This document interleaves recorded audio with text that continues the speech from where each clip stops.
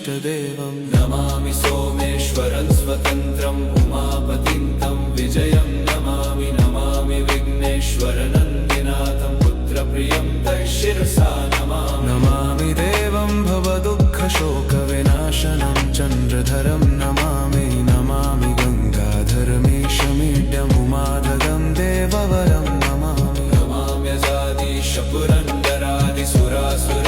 नमाम्यजादिशपुरन्दरादिसुरासुरैरचितपादपद्मं नमामि देवी मुखवादनान इक्षार्थमक्षित्रितयं यैष पञ्चामृतैर्गन्धसुधूपदीपैर्विचित्रपुष्पैर्विधैश्च मन्त्रैः